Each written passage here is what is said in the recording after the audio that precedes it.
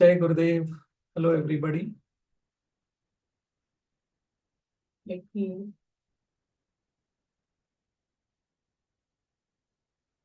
Hello, Jai Gurudev, everyone. So I'll just start the session and spend about 5 minutes before we invite Prabhakar ji to for the episode 3 of Sankhya Karika. Um, so just to start out, I think most of us are regulars.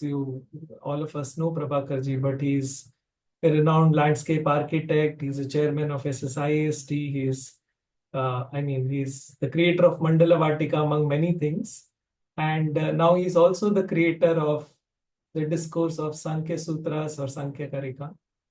So this is the latest in a series of very exciting things he has done. A little bit. So I'm going to take about 5 minutes and just speak about some of my experiences with the Sankhya Sutras. We actually started exploring this. I think it's been more than a year when I went to Prabhakar ji's place and we had a chat about this, and he gave me some diksha on Sankhya Sutras. And I started exploring it from a mathematical side. I should also talk a little bit about myself. So what I do is I work as a managing director for PricewaterhouseCoopers, and I do something called actuarial science, which is basically probabilistic math.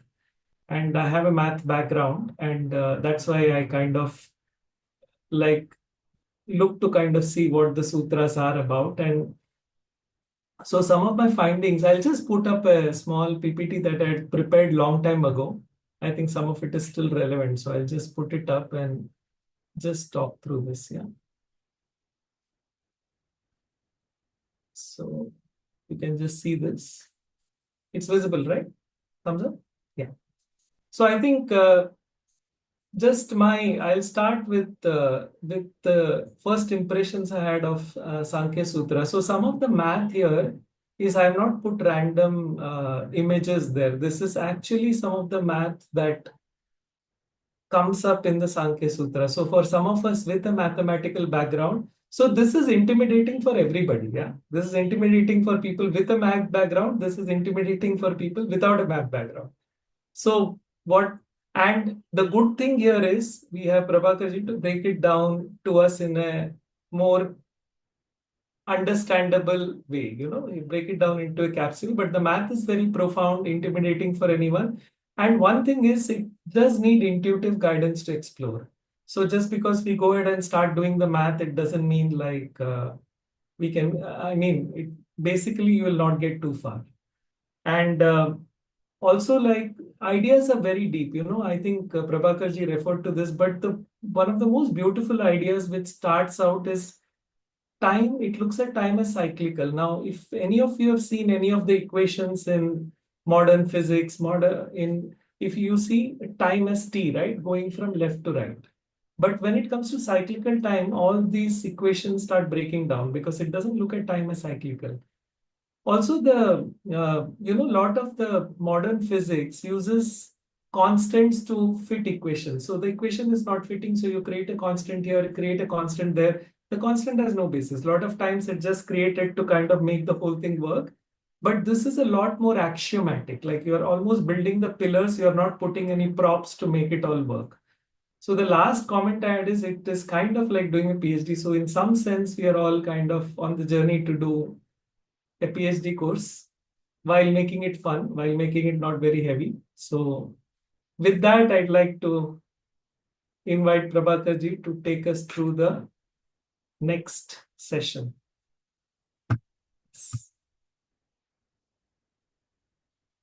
Om Gurubhyo Namaha Hari Om. Thank you so much, Hari. I have missed your mathematical, uh, interpretation of whatever we are doing at this moment. And nice to see you all. I see Bhamini all up there, Aloise, Jyotsna, and Vinod, and so many others who are here. So, okay. One of the things that I found is that, that episode 2, which is on the YouTube, you'll be surprised. It is having nearly 1,300 views. And went through the analytics. People who have watched that video have watched it multiple times in bits, but most of the people have completed it. So it is something in this day and age where everything is in clips and reels and Instagram shots and all that. For somebody to actually sit 1.5 hours and go through everything, a recording of 1.5 hours. I mean, this is incredible, and that's where I think my enthusiasm and energy comes, to do episode 3. Because if you guys can put in so much, I can definitely, put something to match that. So this is a wonderful start. I mean, I never expected that, that kind of, interaction we will get, So that is wonderful. Thank you so much, MSR. Thank you. And let's just do a quick recap of what we did last time. Like Hari rightly pointed out, whether you like it or not, I am going to step by step, I'm going to drag you into very deep mathematics, but we will do it the way Rishi Kapila did it. Yeah. And Rishi Kapila does it in such a wonderful manner. And the only person who I can think of who does something so deep, so simply, is our Puja Gurudev. And it is none other than his Guru Tattva, which is, leading this entire exploration into Sankhya Karika. And what is very interesting is Sankhya Karika we are exploring in both ways. In the teachings of, or the commentary of Ishvara Krishna, and in the commentary, in the original text of Rishi Kapila. Yeah. And both you will find are very valid. And that is something like Gurudev keeps saying, life is full of contradictions. Bhagavad Gita, he says, recently I was just watching his satsang, I think in the US or something. And he was saying, Bhagavad Gita, it's full of contradictions. So you can never take one thing out of Bhagavad Gita and say this is absolute truth, because in the next chapter, the whole thing will be put topsy-turvy. So Rishi Kapila is actually doing something which nobody has attempted to do. Ishvara Krishna's Samkhya Karika, if you take, although everybody knows that Samkhya, Sankhya refers to numbers, it refers to math. But throughout the commentary of Ishvara Krishna, there is no mathematics. There is nothing much to do with numbers. Maybe he says that there are 3 gunas and so many 25 manifestations, etc. But apart from that, there is no science of numbers that comes there. And it is only through the Guru Tattva of a living master we can explore what originally Rishi Kapila went about in his Sankhya Sutras. Okay. But Samkhya Karika is also very beautiful. So we do both, right? So what did we learn in the episode 2? Basically, what he said was that this Aikanta Atyanta Ato Abhavat, that substratum, which you can call the Brahman, he doesn't even bother to give it a name. He just calls it that. He says, this substratum, in this substratum, creation happens because of threefold stress. And he gives a beautiful example of the bow, yeah, where there is expansive stress on one side, the outside of the bow, compressive string, and then the tension in the bowstring. And he says, till that bow arrow is fired from the bow, everything looks still. Everything looks perfectly still. Yeah. But if any little imbalance happens and the bowstring releases, then creation happens. But the creation could happen only because the 3 stresses or The threefold stresses were already present. It is because they were present, because they were in equilibrium, that the slightest imbalance resulted in creation. And he says that in physics and quantum physics, in conventional physics and quantum physics, we can only define an outcome after the arrow is fired. After the arrow is fired, using vector and scalar matrix, we can say which direction the arrow will go and at what speed it will go. That is given. And in the quantum physics, we can establish the probability of how deep this arrow will go, which tree it will hit, etc., etc. All that is given by quantum physics. But Rishi Kapila,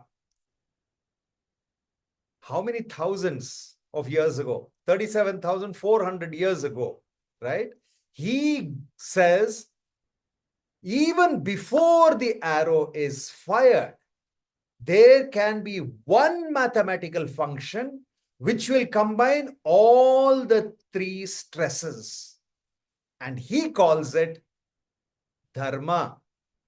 So for every creation that happens, the dharma for that creation is predetermined. In a parallel universe, if the dharma was for the Rakshasas to be the dominant, if that was the dharma in that creation, that guna, the Rakshasa guna, will manifest as the dominant and the most sought after virtue. It can happen. But we have gone through our Satya Yuga and now we are in the Kali Yuga. In this universe, there is a defined dharma. And if we become nirguna, that is chapter 2 in Bhagavad Gita. If we become nirguna, then automatically we are on the path of dharma. And the whole universe, because it is based on that fundamental equation which started the creation, which is dharma, the whole universe will support us in what we are doing. You understand what I'm saying? No need to fight the waves, because the waves will carry you. Because once you become innocent, once you become nirguna, then you are a part and parcel of the dharma which is unfolding the creation. Therefore, you will just get beautifully carried and you will go with the flow. What our master keeps saying, go with the flow. Essentially, he is saying, don't put your intellect too much, because what you know is very little. What you know is very little. So don't ask questions like, how do I become innocent? I am a very intelligent person. What intelligence? This is what Gurudev says in that clip that I showed you last time. What intelligence? You know this little bit and you're worried about how to become innocent. Just brush it aside. Yeah. So the main takeaway was, because there were the three opposing gunas in the aikanta atyanta ato abhava, in that substratum, because it was there, that is why creation has happened. So beautiful. I mean, he does this is, but there is so much of math in this, and we will come to that. We will come to defining. Actually, there is a mathematical way of writing who is Brahma. The Brahman actually can be defined in a mathematical equation. And Rishi Kapila has done it. But we will come to that later. First, we are only understanding. Rishi Kapila says that we have to start at the very basic. We have to start at the ground level, ground zero level. And if we start with ground zero level, then we will be able to build on that step by step using pure, simple mathematics. So today, I will actually introduce math in episode 3. The first time you will be exposed to mathematics of Rishi Kapila, of his original Sankhya Sutra. Yeah. So the first shloka was finished. End of the first shloka was to get rid of, to the Ishvara Krishna said, Dukkha Traya. So how do you get rid of misery? He says the only way of getting rid of misery is to find a solution that is permanent, that is complete, and that will take away all the problems once and for all. These are the 3 qualities he says.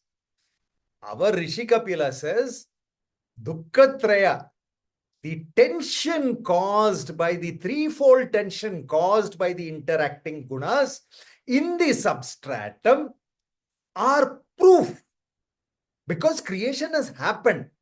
If creation has to happen, it means to say that that Brahman already had these 3 gunas which were in equilibrium, like the bow where the arrow was not released. Okay, so that much we did as a recap. We quickly went through episode 2. Okay, now we will come to episode 3, where Leela will chant for us the second shloka of Sankhya Sutra of Rishi Kapila. So she will chant that. After she chants first the Purna Mantra. Purna Mantra, I will tell you why we are doing Purna Mantra again and again and again. I'll come to that. But now I request Leela to come and chant for us Purna Mantra and the second shloka of Sankhya Sutra. All yours, Leela.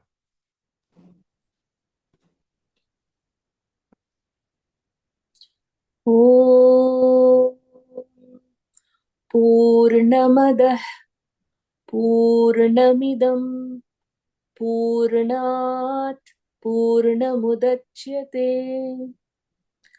पूर्णस्य पूर्णमादाय पूर्णमेवावशिष्यते ॐ शान्ति शान्ति शान्तिः दृष्टवदानुश्रविकः सह्यविशुद्धिक्षयातिशययुक्तः तद्विपरीतः श्रेयान् व्यक्ताव्यक्तज्ञविज्ञानात्. Thank you so much, Leela. That was just so beautiful. I'll call you again to do that a little later in the episode. But now let us get into the second shloka. Because in the second shloka, I'm going to introduce a little bit of mathematics. And many of you, I can see mathematics, already people are getting nervous, but just wait. We will do it in the way our Rishi Kapila has done it for us. Okay, so let me do a quick screen share and then we shall start with that. Yeah. So we have some people who watch the videos very, very closely. And Bindu is one of those people who caught a mistake that I had made. It was actually a typo, and while saying it, I said it in the wrong way. And we were talking about Ishvara Krishna and Kalidasa. Okay. Now, Kalidasa is 450 BCE. That is before Christian era. Ishvara Krishna is 350 BCE. Yeah. So now when we look at this, very clear it is that Kalidasa predates. Kalidasa predates. That means he was born before Ishvara Krishna. Okay. So I had got that a little missed up. So you can Is my voice very low by any chance? Is anybody feeling that my voice is low? Okay. So because there was somebody in the chat, maybe you will have to, crank up the volume on your laptop or the phone. My voice seems to be quite okay. Yeah. So thank you so much, Bindu, for highlighting that and allowing me to correct my mistake. Now let us look at what exactly was happening at the time of Ishvara Krishna. Okay. Now, Vedic knowledge, originally, if you see, Vedic knowledge was to focus on the space inside the pot. The whole of Veda and Vedanta, the Upanishads, if you take, all that was to bring our focus not on the pot, because on the pot every day we focus, to take our focus to what really matters. Like I think Chandar posted in one of the groups, Gurudev just talking about this. He says you have to get your focus back to consciousness. Don't worry about the pot. Just look at the space. That is where you have to. Yeah, so I think he was in Buffalo or something, and he in the US. So he has mentioned that. And it's very interesting. He should mention it for this episode.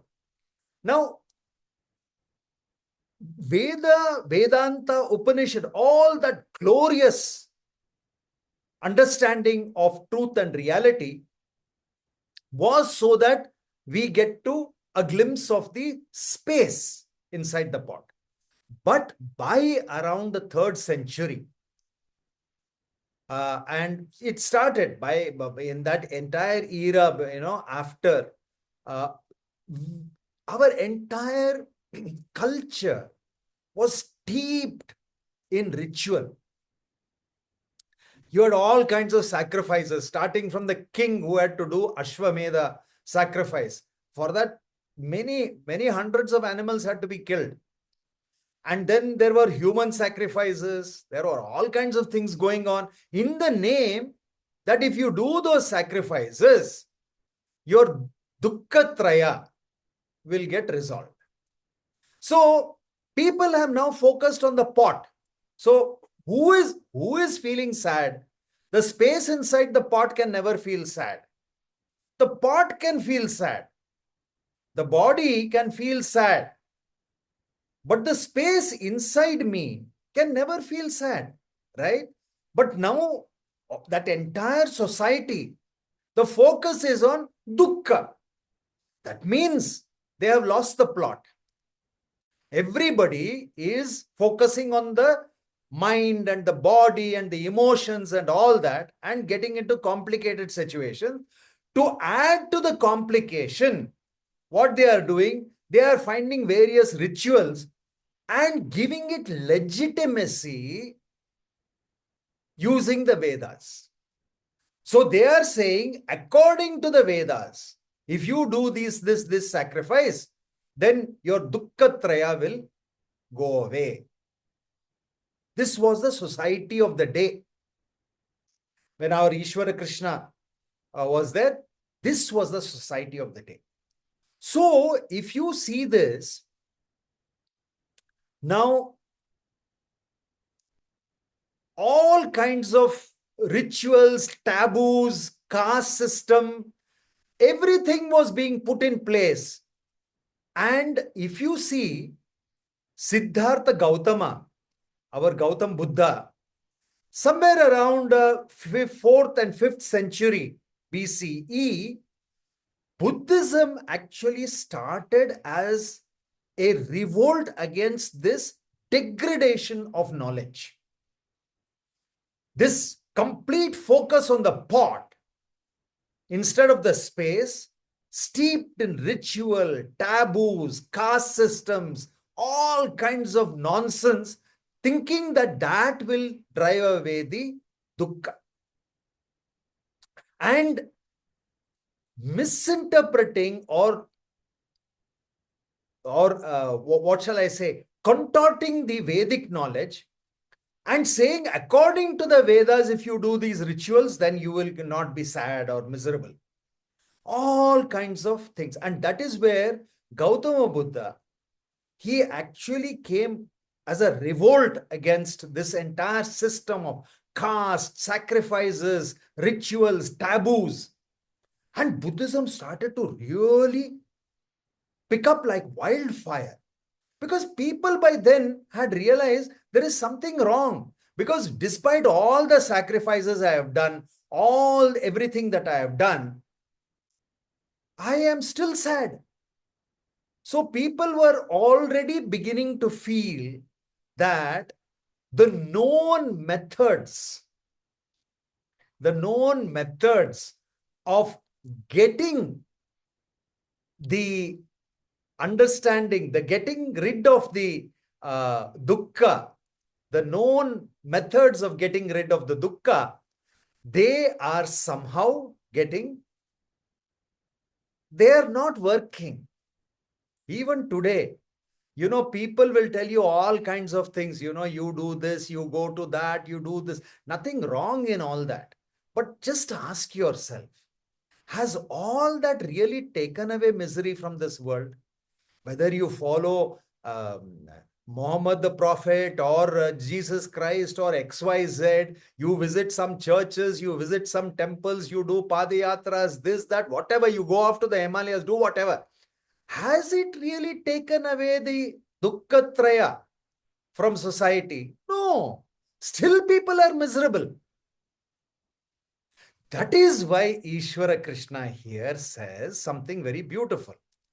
Now he says that, now Leela, you can again, let's have you, chant the shloka. दृष्टवदानुश्रविकः सह्यविशुद्धिक्षयातिशययुक्तः तद्विपरीतः श्रेयान् व्यक्ताव्यक्तज्ञविज्ञानात्.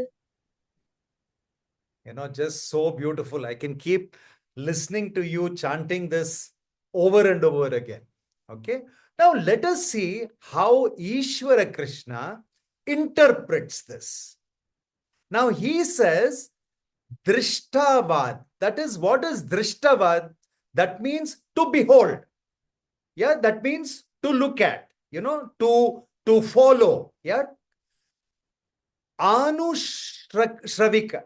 That means Anushravika is what? Something that is known from tradition. So what he is basically saying is that if you follow what is known from the Vedic tradition about all these sacrifices and yajnas and, your taboos and this and that,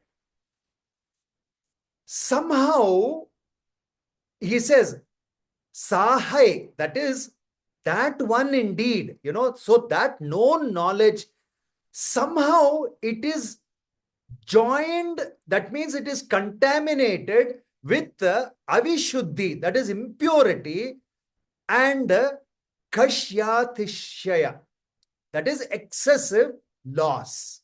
So, very beautiful here. In the first line of the shloka, what he is saying is that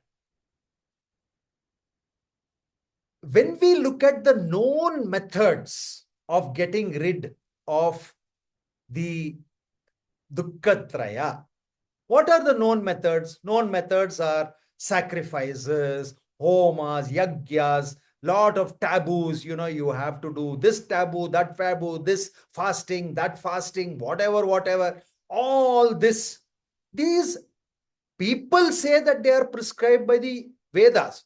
Therefore, because they are prescribed by the Vedas, that means as per tradition.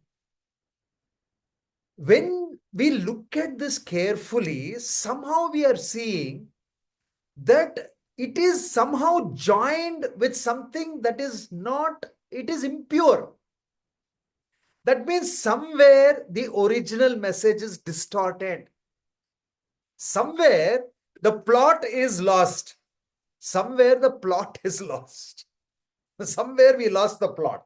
So that is what the Ishvara Krishna is saying. Ishvara Krishna is saying, and just look how beautifully, word to word, if you see, How nicely he says that.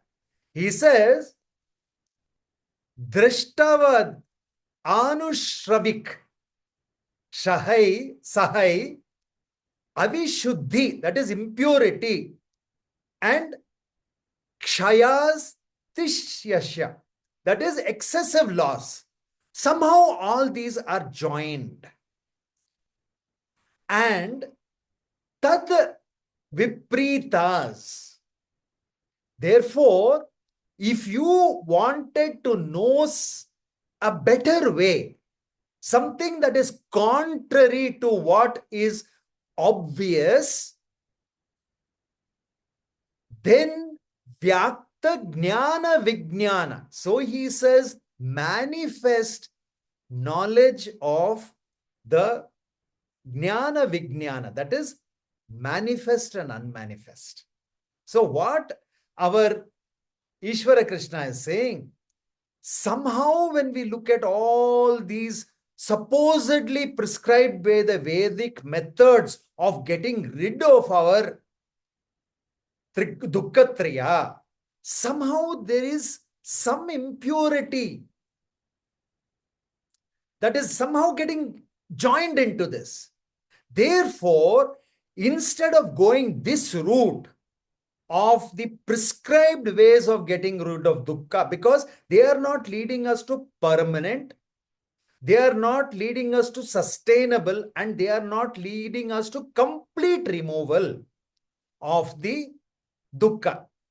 Therefore, he hints there and says, maybe it is better we use a contrary method. That means we use another technology where directly we go and look at what is manifest and what is non-manifest. He says, let's forget all this ritual and all this, taboos and rituals and homas and sacrifices, animal sacrifice, human sacrifice, whoever. Because somewhere Ishvara Krishna realized the only sacrifice that was there, prescribed in the Vedas, was to sacrifice your ego. No animal was required. No human being was required. No major yajna was required. The yajna happened inside you, where you surrendered your ego, became nirguna. That's the only sacrifice in the Vedas. But interpreting it, we had so much, the society had become very, very degenerated. And people took a lot of pride. I know the Vedas. Therefore, you will listen to what I say.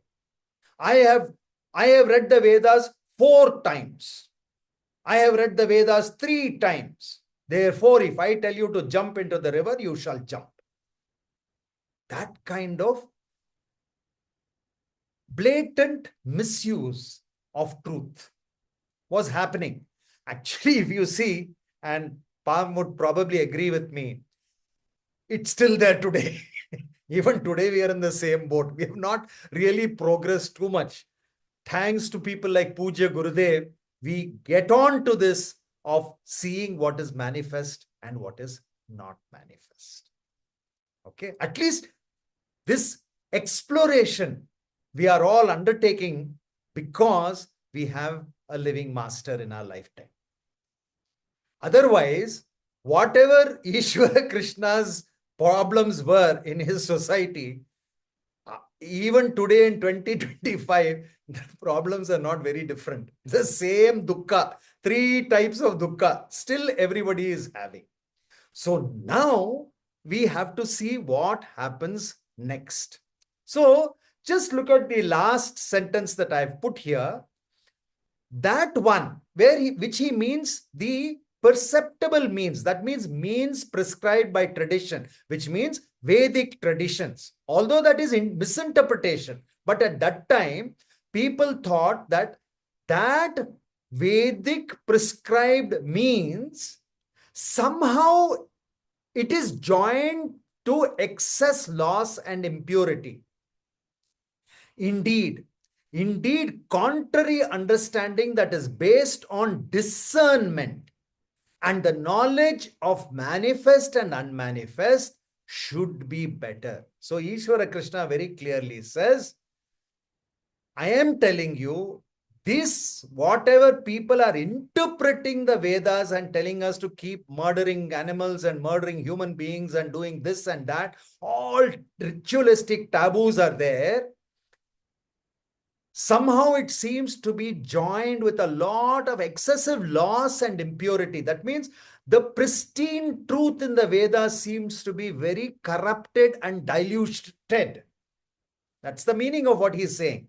And he says, if your jigyasa is correct, come with me, because we will explore the difference between the manifest and the unmanifest. In my next 66 slokas, I will tell you manifest and unmanifest. What is that difference?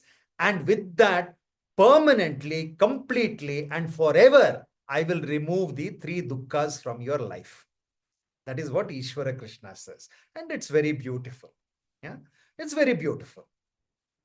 And it is relevant. Even today in our society, this is relevant. Whatever Ishvara Krishna says is very relevant. Yeah.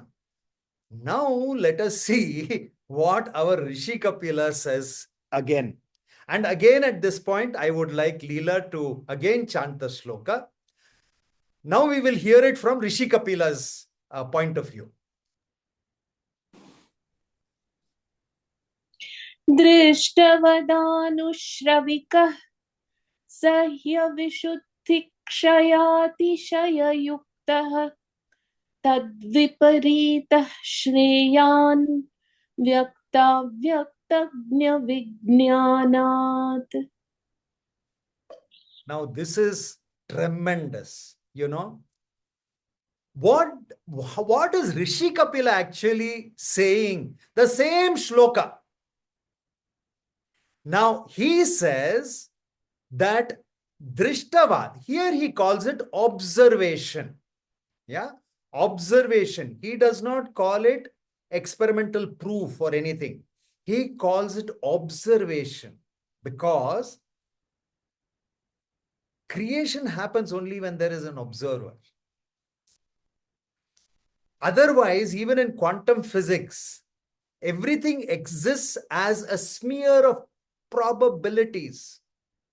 It is only when you observe that all the probabilities except one, all of them collapse, and the one that's left we call reality. So the very word he has taken, the same word which Ishvara Krishna called, the same word has another meaning in Sanskrit. And Drishtavad is observation.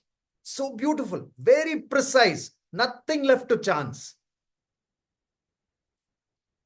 So he says, standard method. So he says, the standard method of observation certainly is distorted, attenuated because of inferior resolution.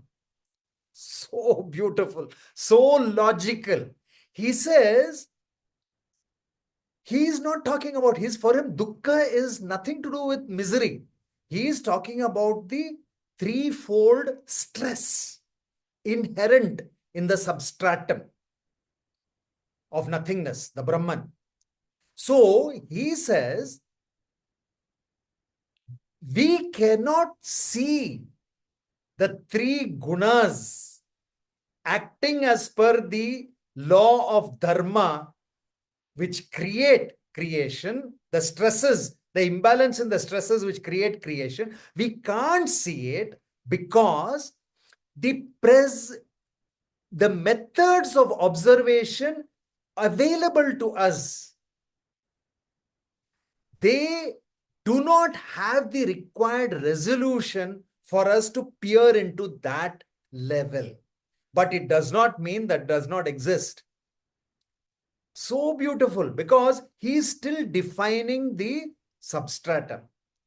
So he says, he is saying the very fact that creation has happened means that the three gunas are there. And gunas, the stress of these gunas, the interactive stress of these gunas creates creation. Therefore, the gunas were there. Now he's making the next qualification. He says they are there, but the present, the standard methods that we have of observation, certainly they are of inferior resolution and they are distorted and attenuated. Therefore, we cannot observe these interactions. That is what he says. And in the second line, he says tad, therefore, hence, viparita, alternative, satisfactory, that is shreyan, satisfactory, vyakta, avyakta, that is manifest, unmanifest, jnana, vijnanat. So, jnana, he says, is static potential or self-potential, and vijnanat is kinetic potential.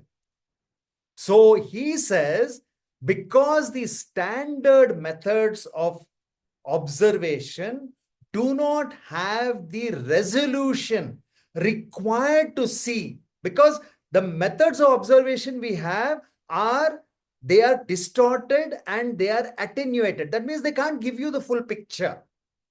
Therefore, he says, if we want to understand and really observe what is happening, we will have to go to this. What he says here, he says, if we want a satisfactory alternative way of looking at it, we have to see manifest, unmanifest, which is nothing but jnana, vijnanat. And for him, this jnana and vijnanat is nothing but static potential and dynamic potential. Now, very loaded. Okay. So you might suddenly say, Arey, where did jnana become static potential? How come suddenly manifest, unmanifest became static and dynamic potential? You may ask the question. And Rishi Kapila wants you to ask that question. Because in this shloka, he is going to introduce the math. And this is very, very beautiful. So before we do that, let us just try to understand what he is saying again. So he says, so the first set of words, yeah, the detection process, standard or traditional, it is certainly distorted, attenuated, having poor resolution. Hence, alternative, appropriate methods have to be looked at, where manifest, unmanifest, coherent, kinetic potential, these can be explored. So he says that standard methods of evaluation through detection are affected by distortion, attenuation, and inferior resolution to details.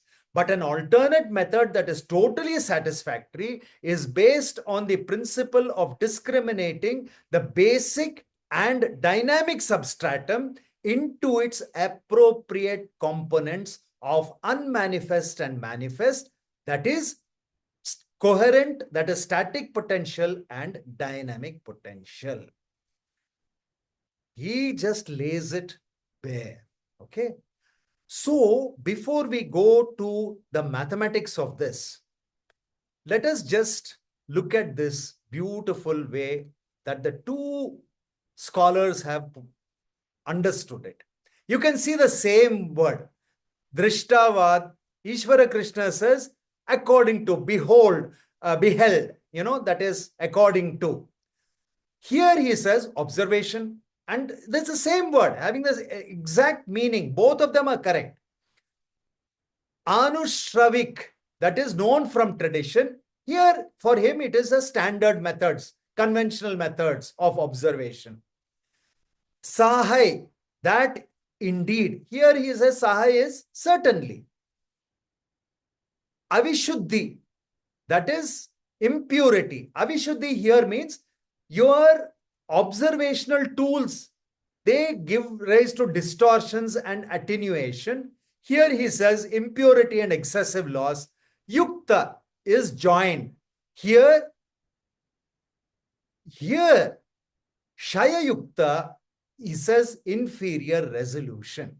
So in the first line, that one perceptible means, that's a Vedic means, is beheld joined to excess, loss, and impurity. That is what Ishvara Krishna was saying. Here, Rishi Kapila is saying for 35,400 years ago, not 37, I mentioned that wrong, 35,400 years ago, standard methods of evaluation to detection are affected by distortion, attenuation, and inferior resolution to details. Therefore, doesn't mean it is not there, it is very much there. Yeah. And if we go on to the next one, here he says tad, that is hence alternative, satisfactory, manifest, unmanifest, static, potential. What does Ishvara Krishna says? He says it is better to then go directly to understanding what is manifest and unmanifest, and that should give a better result to get rid of the dukkha traya than the Vedic, so-called Vedic methods.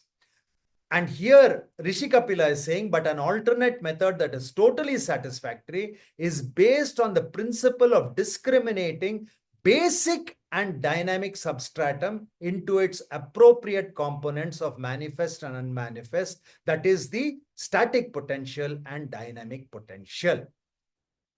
Okay, so this is what, so if I just show you this slide, what does resolution mean? For example, if we are looking at with our eyes, maybe we see a child. If we look closer, maybe we see a hand. If we see much closer, maybe we see a fingerprint. Maybe we can see a microprocessor. But that's about our limit of resolution. If I have a light microscope, I may be able to see actual strands of hairs. Then in an electron microscope, I can see bacteria, virus, DNA, atom, some transistor gates or whatever. Basically, what Rishi Kapila is saying is, whatever tools you have to observe, and this is where modern physics made its mistake. Modern physics started with what they could see. What they couldn't see, they said doesn't exist. That was the biggest problem. So Rishi Kapila, right in the second shloka, says that our available methods of observation do not have the necessary resolution to observe because they give distorted and attenuated pictures of what there is. That means we can't really make out what there is. Therefore, we have to go to another technique where we bifurcate the substratum into its dynamic state and its static state. Manifest and unmanifest. So Ishvara Krishna said it in a very different way. Rishi Kapila is straight going to the math. He is not going anywhere else. He is going straight to the math. Now let us see. So Rishi Kapila is now talking about what, see, for example, there is a line, but that line can actually be the square which I am viewing on edge. You understand? There is a square, but if I view it from the edge, I will only see one of its sides, and that will look like a line to me. This square could actually be just one face of a cube.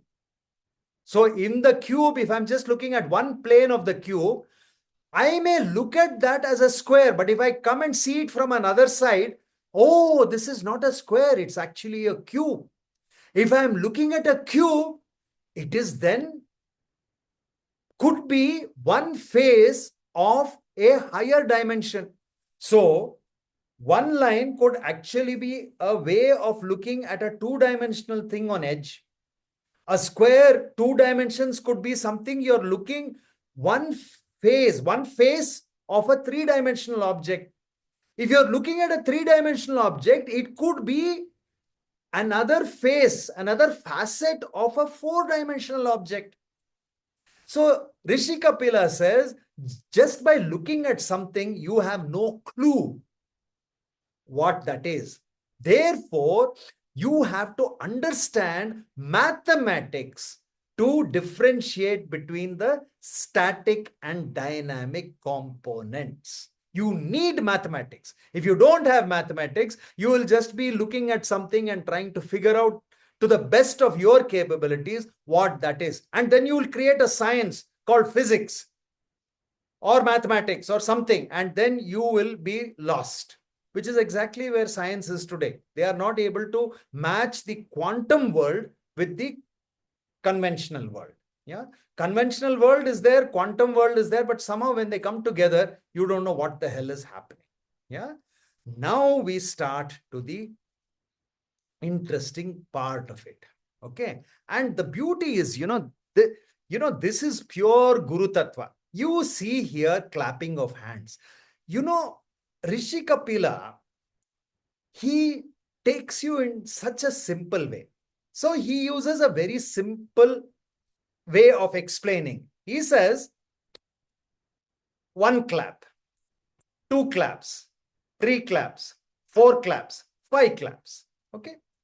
So because claps happened one after the other, you heard 5 claps. Okay. But if 5 people clap their hand together, there are 5 claps, but you hear only 1. See, baby steps. He is going to take you into deep mathematics. But look at his starting point. He is giving you, he says, is that 1 clap or 5 claps? I can't say, because I have no benchmark for this. In this 1 clap, there could be many claps. But because my tools of observation can only hear 1 sound, I say there was 1 clap. It happens in many murder mysteries. Was there 1 bullet shot or 2 bullet shots? This whole of JFK's assassination is based on this thing. Nobody has been able to figure out whether there was 1 shooter or more than 1 shooter. Even today, I was going through the recently released records that has come out into public domain. And it is still, so our existing tools of observation do not allow us to segregate, to bifurcate, segregate, separate the dynamic from the static. And he gives this beautiful example of the clap, of the hand. Okay. So now let us understand this a little more clearly. Now look at this. If I write something sequentially, now I am doing mathematics, yeah? This is 1 clap, 2nd clap, 3rd clap, 4th clap, 5th clap. And I am showing these claps as cubes. Okay. They could be anything. It is just a unit. The unit can be a clap. It can be a square. It can be a cube. For this purpose, I have put 5 cubes next to each other. This is a sequential count. That means the number 1 or unit, this is 1 unit, 2 unit, 3 unit, 4 unit, 5 unit. So if this unit is written, 1 has an absolute significance, because 1 divided by 1 we know is 1. Okay. Any number divided by any number, the same number is 1. Even infinity by infinity is 1. Yeah. You saw Hari's t-shirt. Yeah. There was a nice thing there. Infinity minus infinity is also infinity. Yeah. Right. So like that, infinity divided by infinity is 1. So this is the combinatorial axiomatic mathematics. He is simply saying that whenever there is a linear sequence of units, one unit plus one unit plus one unit plus one unit plus one unit. That is how it will get added. That is how it will get counted. That is what he is saying here. Who?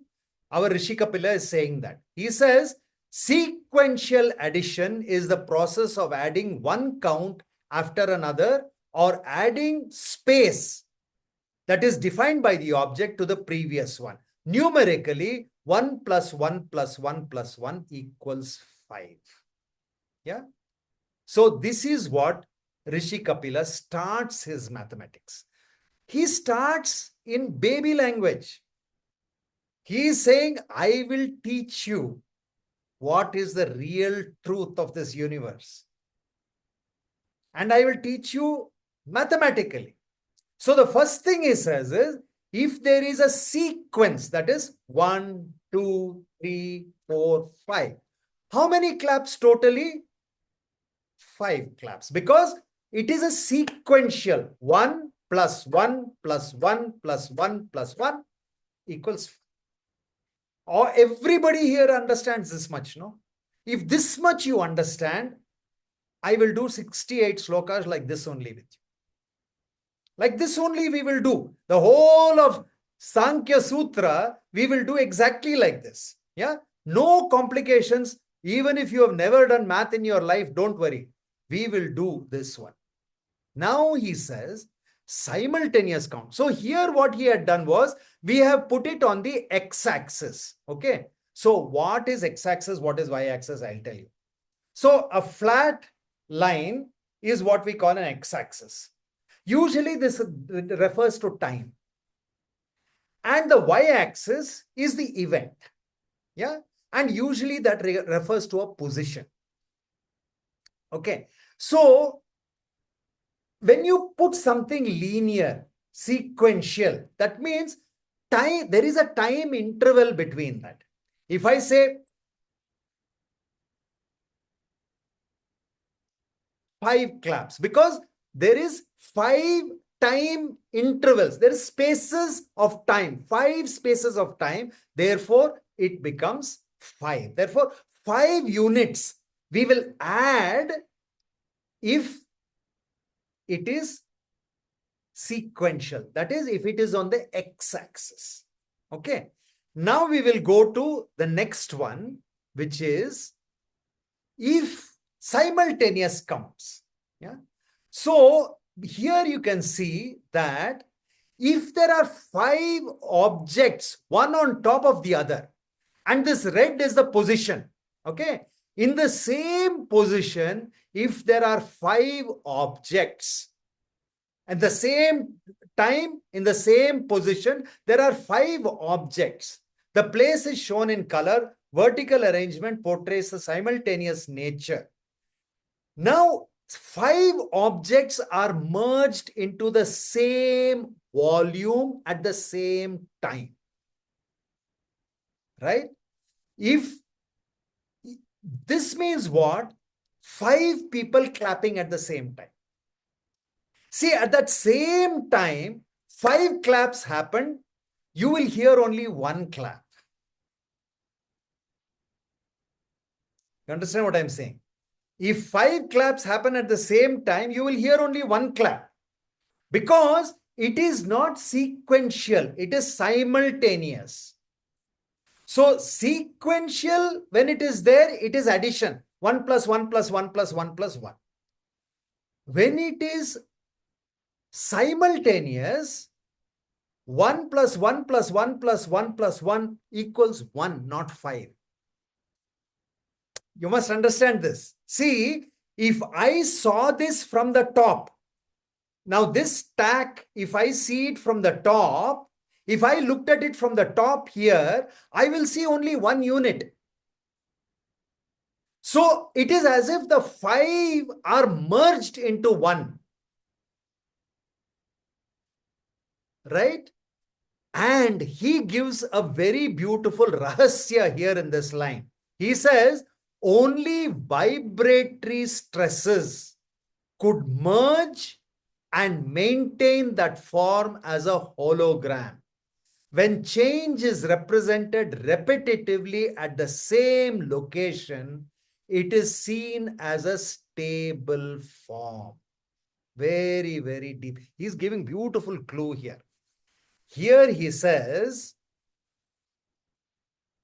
if there is something vibrating in the same place,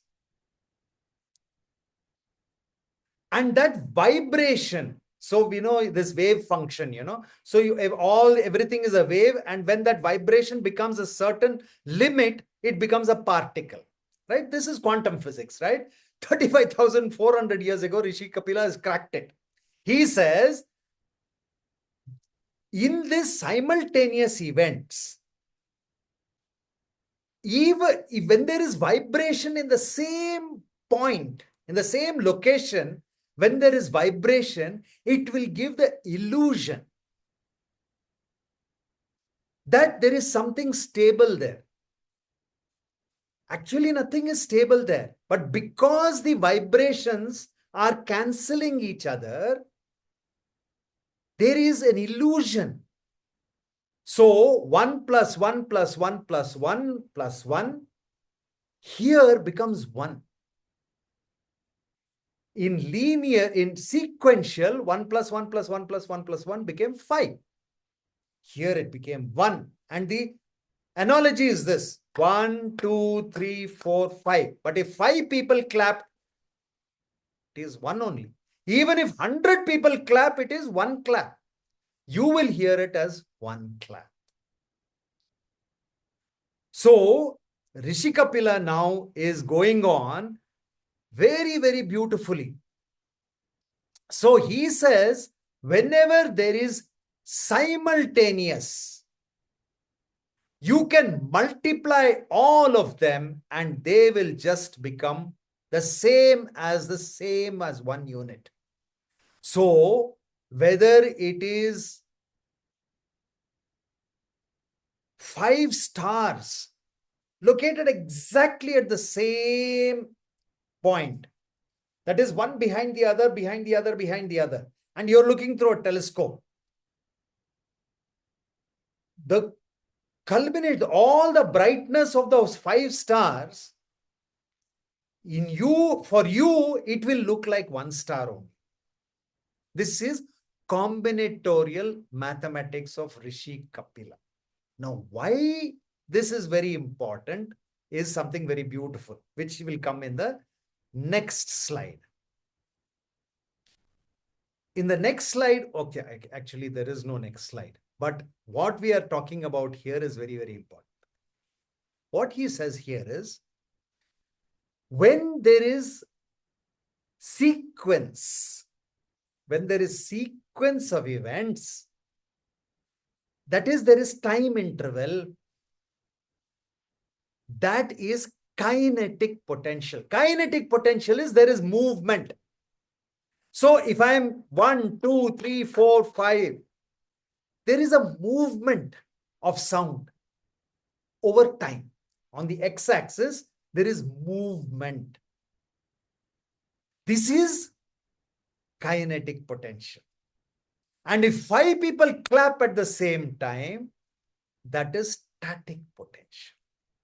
This is what he calls manifest, unmanifest. Because for something to manifest, you require to see movement, because observation can only record change. Observation can only record change. It's like a camera, motion sensor camera. Yeah. The camera will only capture if there is movement. If I am recording something, it has to have movement. There has to be change. Forget movement, there has to be change. Yeah. Now, therefore, for me to observe something, it is when the kinetic potential is expressed in creation, I can observe it. But that same potential, if it is static, that is, if it is in that same place, and at the same time, many things are happening, it is static potential. You understand this? Understanding this is very important because two important laws of mathematics, it is going to evolve through all the next 66 sutras. Starting from here, what is kinetic potential when 1 plus 1 plus 1 plus 1 equals 5? What is static potential? 1 into 1 into 1 into 1 into 1 is 1. Static potential is multiplicatory. If 5 people clap, the loudness of the clap will become 5 times, but the clap you will hear is only 1. It is multiplicate. So static potential will always be multiply sign. And the answer will be the same. 1 into 1 into 1 into 1 into 1 is equal to 1 only. Even a baby knows this. And 1 plus 1 plus 1 plus 1 plus 1 is 5. So when there is kinetic potential, you can add. When there is static potential, you multiply. Two mathematical laws. Rishi Kapila is laying down the base for you. How do you find out manifest and unmanifest? If you really want to go into it, he says, you must understand what is static potential and dynamic potential. He has not even come to Rajas, Sattva and Tama. The 3 gunas he is still going to come. 7th Sutra he is going to talk about those. Before going there, he is laying mathematical groundwork for you. And he says, when there is kinetic potential, you have to add. When we are talking about static potential, you have to multiply. This much of mathematics, everybody can understand, no? Huh? 1 plus 1 plus 1 plus 1 plus 1 is 5. 1 into 1 into 1 into 1 into 1 is 1. From here, now, do you need proof for this? There's no proof required, no? When there is sequential, that is, when there is over time, if there are events, you have to add them. When they are happening at the same location, at the same time, you have to multiply them. This is all he teaches you in this 2nd sutra. But you will realize how important this mathematics is in the next 66 sutras you will find. So this is so beautiful. So Leela, can you come again with this shloka? And let us now hear it from our Rishi Kapila's point of view. So let me just share that particular one where Rishi Kapila talks about this. Yeah. Now you can go ahead and chant that shloka. दृष्टवदानुश्रविकः सह्यविशुद्धिक्षयातिशययुक्तः तद्विपरीतः श्रेयान् व्यक्ताव्यक्तज्ञविज्ञानात्. So beautiful. You know, Ishvara Krishna is also very beautiful. Because Ishvara Krishna's time, people were steeped in misery. Even today, we are having a lot of that hanging around. Yeah. Because we don't know everything that we think is important, or we are doing everything. I am doing my yoga, I am doing my sadhana, I am doing my this, I am doing that, blah, blah, blah, blah, blah, blah. Yet still, why am I sad? Ishvara Krishna says, if your jignasa is correct, and I will then teach you what is manifest and unmanifest, and through that I will remove all your dukkha. That's what Ishvara Krishna says. Rishi Kapila doesn't even go there. He says, your powers of observation, the tools that you have to observe, they don't have the necessary resolution. Therefore, no matter how much you try to peer through a microscope and all that, you are never going to get the difference between the manifest and unmanifest. Whereas, using mathematics, I will teach you what is manifest and unmanifest using you taking the substratum and segregating it into kinetic potential and static potential. I will show you how unmanifest becomes manifest. This is what Rishi Kapila is saying. Yeah. So let us see some questions. It appears that there are a lot of questions here. So Bindu has got something here, unable to follow due to my network issues. I have posted a question on WhatsApp group. You will answer. Bindu, you can type that again. Maybe I will try and do that. Okay, right. So nothing else, isn't it? Any other questions are there that requires my apologies? Here comes Purna Mantra. Yes, yes, yes, Kusha, you are getting it. Yeah. So this is very, very extraordinary. Yeah. So like this, shloka by shloka, the mathematics will happen. So in this episode, only two things you have to realize, and they are very deep knowledge. In the Brahman, there is static and dynamic potential. Whenever you're looking at dynamic potential, then you have to add the units. When you're looking at static potential, you have to multiply the units. This is what he has laid the basis. He does not say this is how creation happens. No, he is saying to really understand and get rid of all this, understanding. Let us go through this. Yeah. So we will do that. Bindu, I will go through the file that you have sent and I will answer you directly through DM. Yeah. I don't have the file with me now. Yeah. So I wouldn't know. So anyway, so this is what I wanted to discuss today. And I hope if there are any questions, what we will do is, let me just try to allow you all to unmute. Anybody can unmute now. Yeah. Allow participants to unmute. If there is any question regarding what we have spoken today, you're most welcome. We have a few minutes, so we can use that to do before she comes back with the Purna Mantra and the second. She will chant now both the shlokas.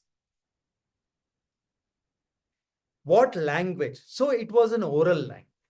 Yeah, it was an oral language. Today, what we have, it was an oral method of translation. Today, what we have is what is left of that, and that what remains from that. So basically, we have to again use Ishvara Krishna's text, not his commentary. So the text in Ishvara Krishna's is still the Sankhya Sutra of Rishi Kapila. But the commentary of Ishvara Krishna is Samkhya Karika. Yeah. So what language he used? He used the oral tradition. So in those days, the language that was spoken, perhaps it predates Sanskrit. Sanskrit came in much later. So it may predate that. Yeah. So that is whatever it is. But what we have, the sutras are the faithfully recorded. It's the commentaries which are interpreted for their times. Yeah. All right. What else is there? Dukkha kaise dur hoga? Dukkha kaise dur hoga? Yeah. So that is what ईश्वर कृष्ण और ऋषि कपिला दोनों बताते हैं कि ये सांख्य सूत्र में इसका उपाय है।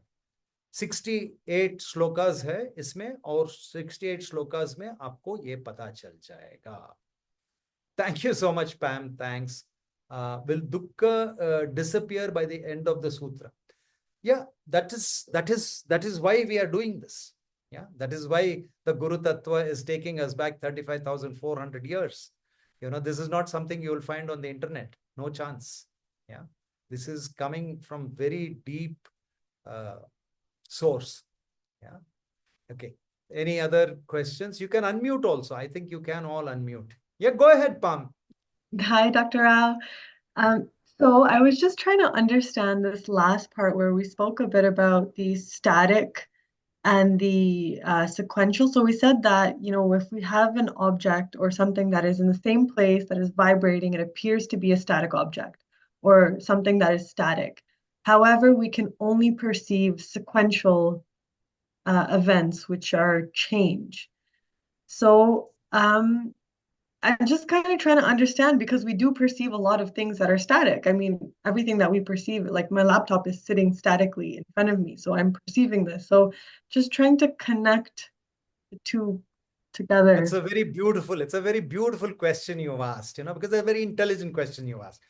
It's a good question, because what we are talking about here is, we are talking here about an image that you see. Yeah.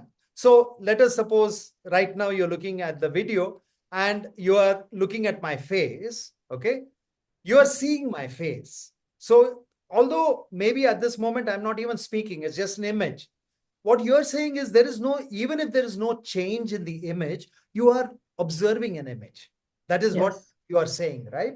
And I have said that you can observe only when there is change, right? So there is a difference between that image and then change, as we are talking about. Yeah. So let me try to explain the way that Rishi Kapila looks at this. So basically, if I look at evolution, okay, if I look at evolution, and for our sake, let us take the evolution of something very small. Okay. Let us suppose a plant grows. Okay. I can see the seed. Okay. There, I am only seeing the static. I am seeing a static, but I don't know the potential. The seed in it has potential, but I can't see it. I am just seeing a static seed. But then first the root comes out, the radical comes out, a little hook comes out of the seed. I can see movement only as change. When that static potential gets converted into change, which is the kinetic potential, then evolution is happening for me, creation is happening. You understand? Then two cotyledons will come. All this was there in the seed. That was a static potential. But my observation did not have the necessary resolution, because when I just saw one piece of something that looked, and I gave it a label seed, but I don't know the potential inside.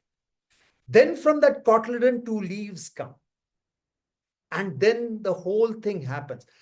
I can only see that because there is change. Creation is observed only when it changes. I think you got that, right? Excellent question. Love that. Love that. Loved answering that. Nupur has said something. Let's see what Nupur says. I am perceiving something unchanging. Exactly. Exactly.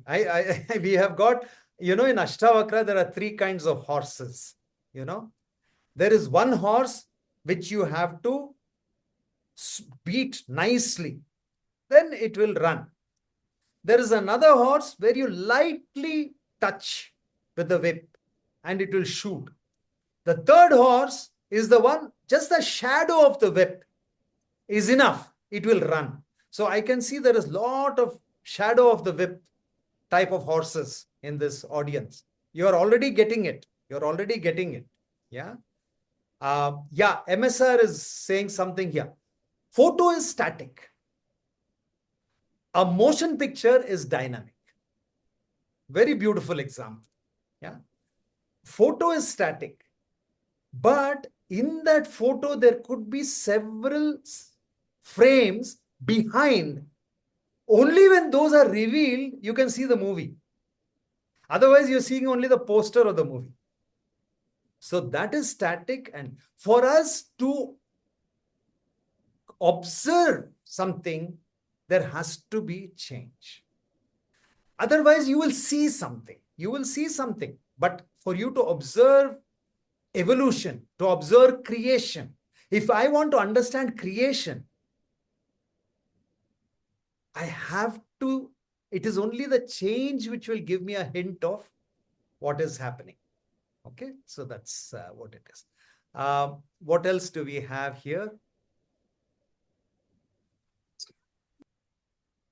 Yeah, that's correct, Bindu. That's correct. Yeah. It might be an object. So see, the object is there. Yeah. But if that object has to evolve, from there creation has to happen. That Rishi Kapila says it has to be through the kinetic potential. So he says, first understand kinetic potential and static potential mathematically. Kinetic potential is something where you add units. Static potential is something where you multiply units. That's all he has said. So don't get caught into that, because he has just given you two rules of combinatorial mathematics. Because he is saying, I am going to teach you all there is to know through Sankhya,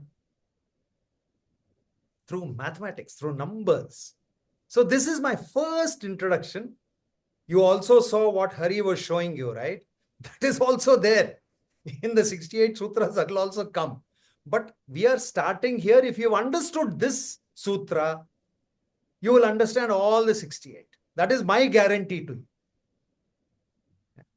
Right.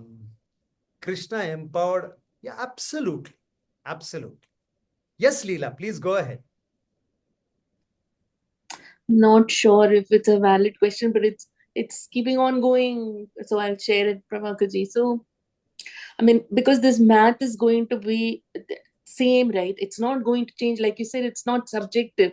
It's going to be the one explanation, and it's not going to be dependent on who's viewing what. Or it's but then I just had a thought, and I don't know if you can speak to it or clear it off. So, can this be perspective based, in that what I observe as kinetic, could it be viewed as potential by someone looking at it from a, like, for me from here I'm observed, but to someone what is changing to me may appear not changing. So is that like a valid thought? So I don't know why I felt like relating it to maybe this. Yeah, that for some people time doesn't exist, the enlightened masters. So for them, they're in a changeless whatever space. So is it, and they can observe everything that's happening in all times? Is it that their perspective is that what is sequential to us is static to them? Yeah. Absolutely. Another very beautiful question here. So that is where we come to point of view. Yeah. POV, point of view. All right. Now, for example, if I see 5 bullets, okay, side on, I can see 5 bullets, one behind the other, and they are moving. So I am seeing kinetic potential. Yeah. 5 bullets are moving. Therefore, I am seeing 1 bullet plus 1 bullet plus 1 bullet plus 1 bullet. I am seeing the kinetic potential of 5 bullets. Very clearly, I can see 5 of them moving. But suppose I am standing right in front of them. I will see only one bullet and I can't even see it moving because it is 1 into 1 into 1 into 1. It has the power of 5 bullets, but to me, it looks like it is stationary. But if it hits me, it will hit me with the power of 5 bullets. It will hit me with the power of 5 bullets because it is like the clamp, 5 clamps, right? But I see only, so this is when static potential is being talked about, we are just multiplying.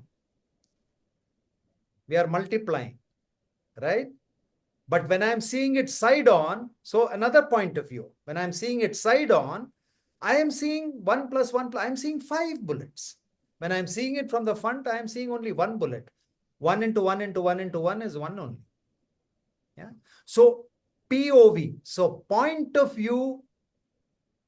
So when Gurudev says truth is multifaceted, multidimensional, this is what he says.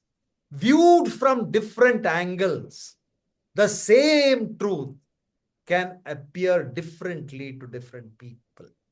That is why the Vedas were being interpreted during Ishvara Krishna's time and focusing on sacrifice.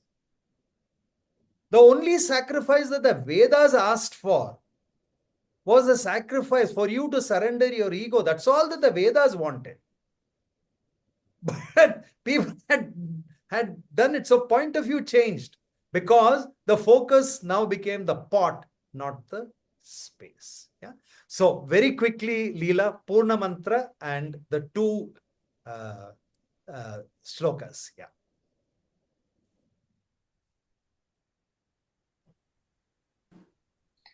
ॐ पूर्णमदः पूर्णमिदं पूर्णात् पूर्णमुदच्यते पूर्णस्य पूर्णमादाय पूर्णमेवावशिष्यते ॐ शान्ति शान्ति शान्तिः